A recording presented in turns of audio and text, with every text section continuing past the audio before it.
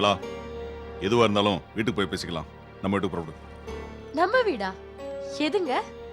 நாம இவ்வளவு நாள் குழந்தைகளோட குடித்தனம் நடத்திட்டு இருந்தோமே, அந்த வீடு தான். ஐயோ, நம்ம 2 பேரும் குடுத்தனம் நடத்தினதெல்லாம் கூட உங்களுக்கு ஞாபகம் இருக்கா? நான் உங்க மனைவிங்கிறது கூட உங்களுக்கு ஞாபகம் வந்துருச்சு.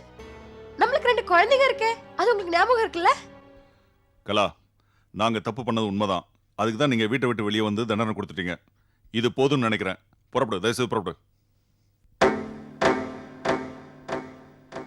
இப்போ கூட நாங்க தான் உங்களை தேடி வந்திருக்கோம். நீங்க வேண்டாம் நினைச்சிருந்தா நாங்க உங்களை தேடி வர வேண்டிய அவசியமே இல்லையே. உங்களால அப்பாக்கு எவ்வளவு அவமானம் தெரியுமா? நாங்க வெளியில தலையே காட்ட முடியல. அப்போ இப்போ உங்க கௌரவத்தை காப்பாத்திக்கிறதுக்காக தான் வந்திருக்கீங்களே தவிர உங்க பொண்டாட்டிங்க மேல உண்மையான பாசத்தோட இல்ல. Very good. உங்களை சொல்லி குத்தம் இல்ல. ஏன்னா நீங்க சுந்தரேசனோட பசங்க. அவர் குணம் தானே இருக்கும். இங்க பார் லட்சுமி, இத்தனை நாள் அப்பா பேச்ச கேட்டது என்னமோ உண்மைதான். இனிமே அப்படி இருக்க மாட்டோம். தயவு செஞ்சு வீட்டுக்கு வா. சரி, நீங்க திருந்திட்டீங்க, அதை நாங்கெல்லாம் நம்புறோம். அப்படின்னா இந்த வீட்டுக்கு வாங்க, எல்லாரும் ஒன்னா குடும்பம் நடத்தலாம். முடியாதுல்ல? உங்களால உங்க அப்பாவை எதிர்த்து வர முடியாதுல்ல? நாங்க மட்டும் திரும்பி அந்த வீட்டுக்கு வந்துட்டா உங்க அப்பா இன்னும் எங்களை கேவலமா நடத்த மாட்டாருங்கிறது என்ன நிச்சயம்? இன்னைக்கு நீங்களாம் திருந்தி உங்க பொண்டாட்டிங்க மேல உண்மையான அன்பு வச்சு எங்களை கூப்பிட வரீங்களோ, அப்ப நாங்க இந்த விஷயத்தை பத்தி யோசிக்கிறோம். கலா, எங்களுக்கு டைம் ஆச்சுங்க. நீங்க கொஞ்சம்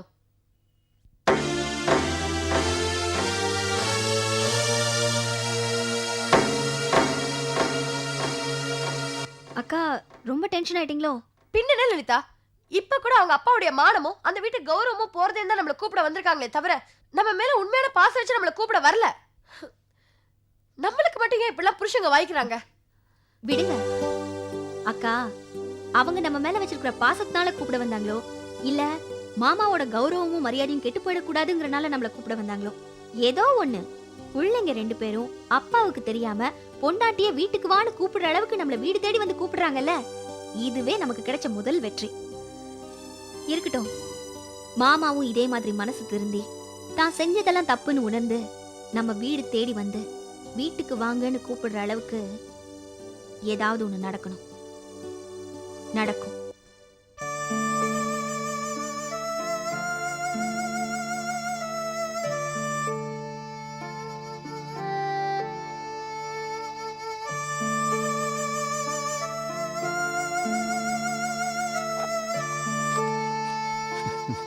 வாங்க மாப்பிள்ள, உட்காருங்க.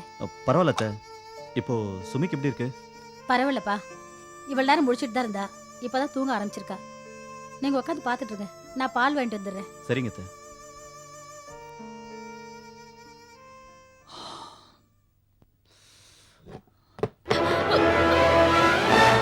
ஏய் சுமி, என்னாச்சு?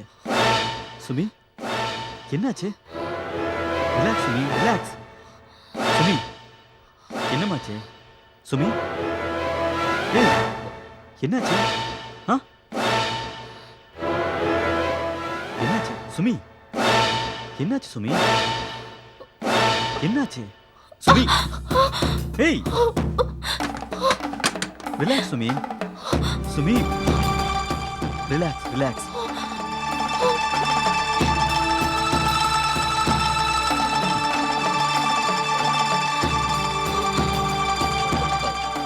Relax Sumi. Sumi relax. Okay, சரி சரி சரி சரி, நான் போறேன். Sumi, okay relax. நான் கிளம்புறேன்.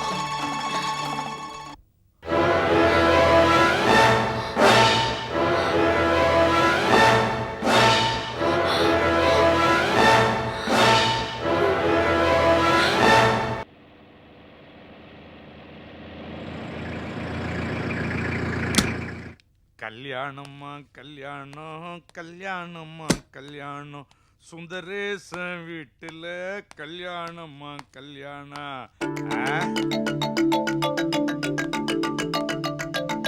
என்ன வீடே வெறிச்சோடி போயிருக்குது, பசங்களையும் காணோம்.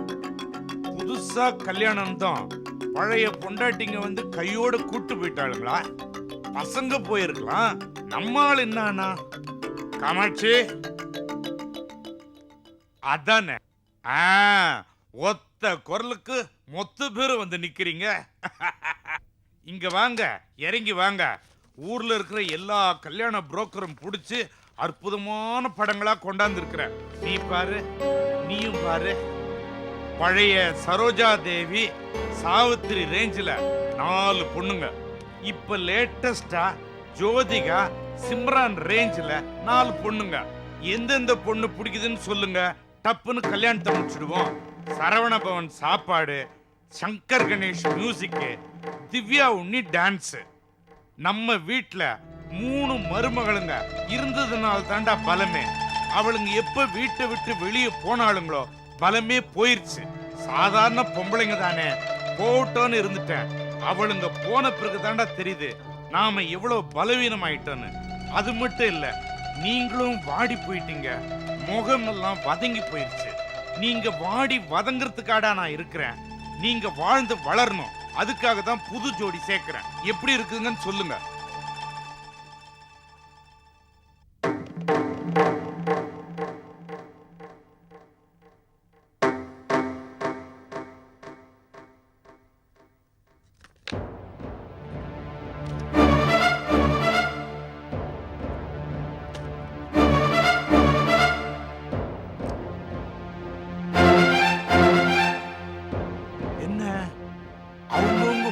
வச்சுட்டு போயிட்டானுங்க. பொம்பளைங்க மௌனமா போனா மௌனம் சம்மதத்துக்கு அறிகுறின்னு அர்த்தம். ஆம்பளைங்க அப்படி அப்படியே போனா என்ன அர்த்தம்? 4 பேருக்கு இப்போதைக்கு 2 பேர் தான் இருக்கிறீங்க. எதையாவது சொல்லிட்டு போங்கடா. படம் எடுத்துட்டு வந்துவேன் அப்ப பைத்தியக்காரனா? படம் எடுத்துட்டு வந்து காட்டினே பொண்ணுங்க படம், நான் பைத்தியக்காரனா? காமாட்சி, காரம் உப்பு பத்தலன்னா உன்கிட்ட கேட்டானுங்க, காசு பணம் பத்தலன்னா என்கிட்ட கேட்டானுங்க. போட்டோவை காட்டி பொண்டாட்டியை செலக்ட் பண்ணுங்கடான்னு சொன்னா ஏதோ கருமாதி வீட்டுக்கு போற மாதிரி தலையை கவுத்து போட்டு போறானுங்க. அப்ப நான் படுற அசிங்கம், நான் படுற அவமானம், இதெல்லாம் உன் பிள்ளைங்களுக்கு கவலையே இல்லையா? இன்னடி அப்படி பாக்குற? ஊர்ல இருக்கிறவங்களாம் ஒரு மாதிரி பேசுவானுங்க, ஒரு மாதிரி பேசுவான்னு சொன்னானுங்க. ஊர் வாய் அடைக்கிறது தான் இந்த உல்டா கல்யாணமே. வெளியில இருக்கிறவனுங்க கொடுக்குற வேதனையை விட உள்ள இருக்கிறவனுங்க கொடுக்குற வேதனை பெருசா இருக்குதே. என்ன, வெளியில இருக்கிறவன் பேசி கொடுக்குறான், இவனுங்க பேசாம கொடுக்குறானுங்க. காமாட்சி, இவனுங்களை இப்படி வளர்த்ததுக்கு நல்ல செருப்பா அடுத்து நாமே 4 தடவை அடிச்சுக்கணும். என்ன, செருப்பு எடுக்க போறியா? இல்லைங்க, நீங்க சூடா இருக்கீங்க, கூல்ட்ரிங்க்ஸ் கொண்டு வர. இதுக்கு செருப்படியே மேலு. பொண்டாட்டி பிள்ளைங்க எல்லாரும் நல்லாவே புரிஞ்சு வச்சிருக்கிறாங்க. லலிதா, மாமா ஒரு பசங்களுக்கு வேற இடத்துல பொண்ணு பார்த்துட்டு இருக்காரு. இது எங்க போய் முடியுமோ? நீ வேற இப்படி பயந்துட்டு இருக்க. அவர் சும்மா நம்மள பூச்சாண்டி காமிச்சிட்டு இருக்காரு. அப்படிலாம் இந்த மாதிரி சாதாரணமா எதையுமே செஞ்சிட முடியாது. அது ஒண்ணும் இல்ல லக்ஷ்மி, அவரால எந்த விஷயத்துக்கும் இறங்கி வர முடியாது. நம்மளா வந்து அவர் காலில் விழணும்னு எதிர்பார்க்கறாரு. அதுக்காக தான் இந்த மாதிரி சின்ன சின்ன சில்மிஷங்கள்லாம் செஞ்சிட்டு இருக்காரு. ஒண்ணு மட்டும் நிச்சயம், அவரோட பிள்ளைங்களுக்கு வேணா அவர் கல்யாணம் பண்ணி வைக்கலாம். ஆனா நம்மளோட வீட்டுக்காரங்களுக்கு நம்ம பெர்மிஷன் இல்லாம, நம்ம கையெழுத்து இல்லாம கல்யாணம் பண்ணி வச்சாரு, நேரா போய் கம்பி என்ன வேண்டியதான். நீ வரி பண்ணிக்காத. லலிதா, நான் இன்னொரு முக்கியமான விஷயம் உன்கிட்ட சொல்லணும். என்ன? என் வீட்டுக்கார் வந்து எனக்கு இந்த கல்யாணத்துல இஷ்டம் இல்ல, நான் லக்ஷ்மியோட தண்ணி கொடுத்து போறேன்னு எங்க அம்மா கிட்ட வந்து சொன்னாரு. என்னடி பேசுற? அப்போ என் புருஷன் திருந்திட்டாரு, நான் மட்டும் தண்ணி கொடுத்து போறேன்னு சொல்றியா? என் புருஷன் சொன்ன விஷயத்தை தான் சொன்னேனே தவிர நான் தண்ணி கொடுத்து போறேன்னு சொன்னேனா? சொன்ன மாதிரியே தான் புருஷன் திருந்தணும்னு தான் அவன் நினைச்சாலே தவிர தனி கொடுத்தனும் போகணுங்கிறது இவளோட எண்ணம் கிடையாது.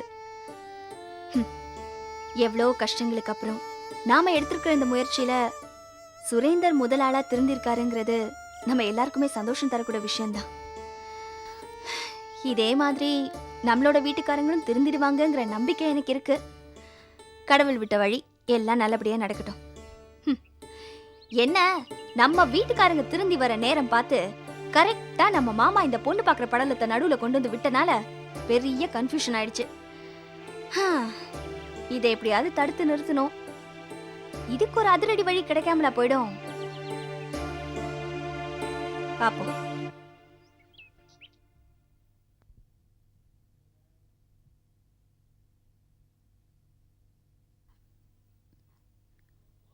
இன்னும் கொஞ்சம் குடிடா. ஆ ஆ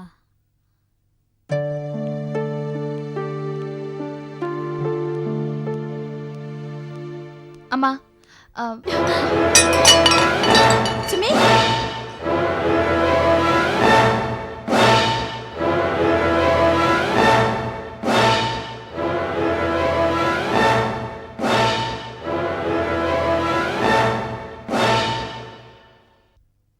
ஜானகி, நான் டாக்டர்கிட்ட எல்லாம் விவரமாக பேசிட்டேன். இன்றைக்கே டிஸ்சார்ஜ் பண்ணி கூட்டிகிட்டு போகலான்னு சொல்லிட்டாங்க. பில்லெல்லாம் கூட செட்டில் பண்ணிட்டேன். நான் போய் வண்டி பார்த்துட்டு வந்துடுறேன். நீ அதுக்குள்ளே அவளை ரெடி பண்ணு.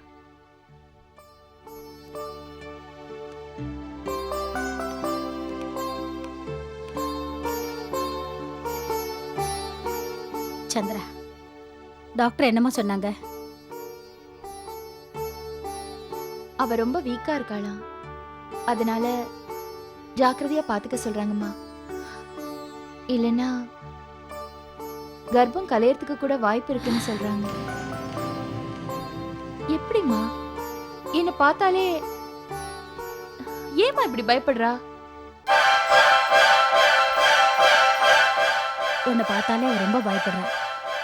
அதனால கூடிய வரைக்கும் அவ முன்னாடி நீ வராம பாத்துக்கம்மா.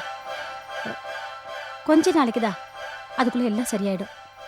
சரியாம்மா? நான்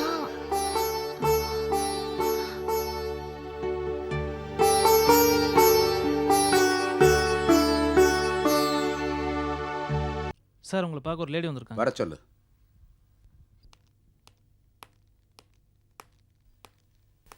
வணக்கம் சார். யாருமா நீங்க? சார், உங்க கிளப்ல மெம்பரா இருக்காரே மிஸ்டர் சுந்தரேசன், அவரோட மருமகனா லலிதா. என்ன விஷயமா பார்க்க வந்திருக்கீங்க?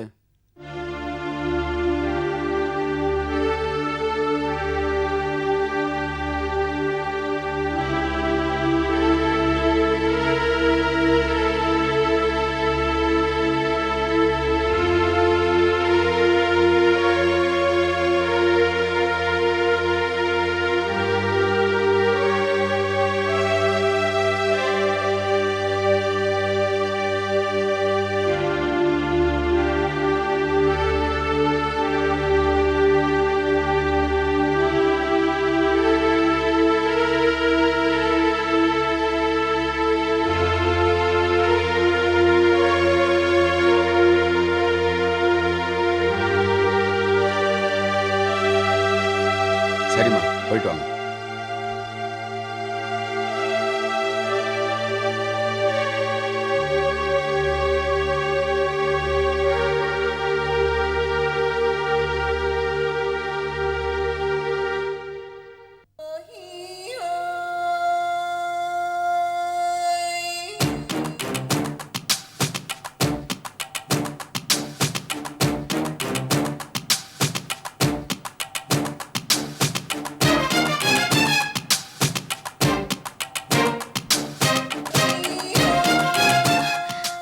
வணக்கம் மாமா.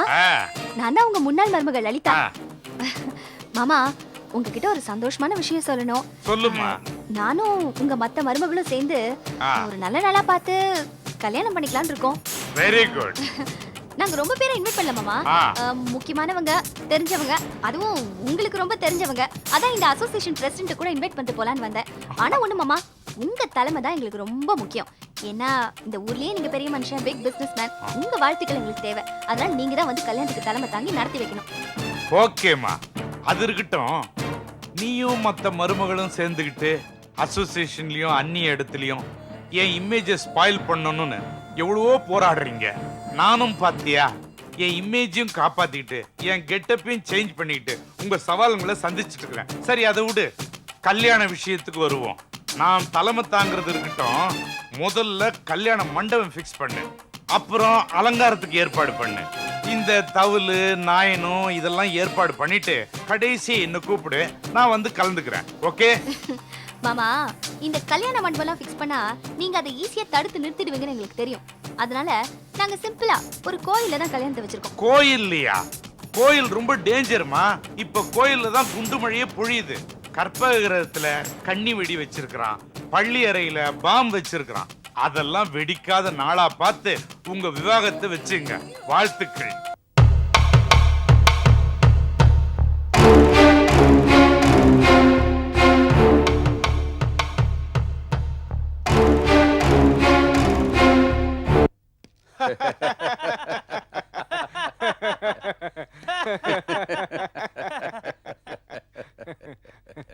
என்ன ஜாக்பாட்ல ஒரு லெக்ல அவுட் ஆன மாதிரி இருக்கிறாரு? ஒண்ணு இல்ல, 2 லெக்லயும் கவுத்துட்டா. யாரு?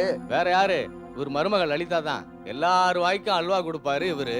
மருமக இவரு வாயில அல்வா கண்டிவிட்டா. இவரோட எதிரி சந்திராவுடைய ஆபீஸ்லயே இவரோட மருமக வேலைக்கு போறாங்க. ஆபீஸ் வேலைக்கு போறது என்ன, வீட்டை விட்டே வெளியே போயிட்டாங்க. அப்படியா? இன்னொரு விஷயம் தெரியுமா? என்ன? இவரோட மருமகளுக்கு எல்லாம் 2வது கல்யாணத்துக்கு வேற ஏற்பாடு பண்ணிட்டு இருக்காங்க. அப்படியா? இது எப்படி இருக்கு?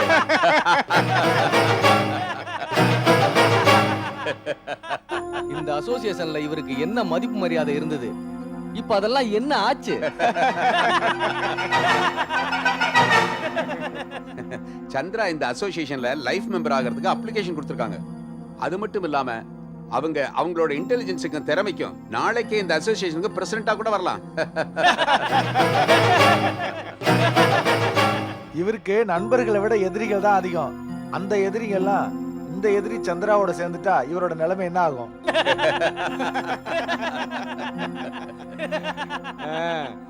இதுக்கு தான் பொம்பளைங்களை பகச்சிக்க கூடாதுங்கிறது.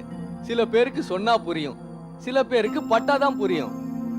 எல்லாருக்கும் எருமை மேல வருவான், இவருக்கு பொம்பளை ரூபத்துல வந்திருக்கு.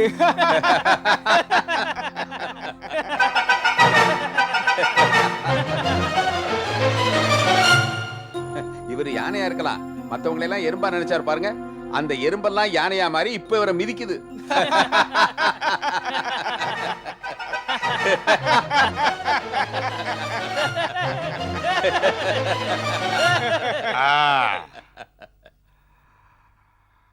மருமகளுங்க என்னன்னா வெளியே இருந்து அவமானப்படுத்துறாளுங்க, நீங்க என்னடான்னா உள்ள இருந்து அவமானப்படுத்துறீங்க.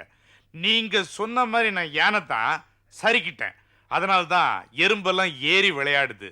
யானை தான் கடைசி மூச்சை வேகமா விட்டுதுன்னு வச்சுங்க, மொத்த பேரும் பறந்துருவீங்க. அதுதான் நடக்க போகுது. லைஃப் பார்ட்னர்ஷிப்புக்காக லலிதா அலையரா, லைஃப் மெம்பர்ஷிப்புக்காக சந்திரா அலையரா. கனவு வெறும் கனவு, எதுவும் நடக்க போறதில்ல. எல்லாரும் மொத்தமா சேர்ந்து கோட்டு அவுட்டுங்க.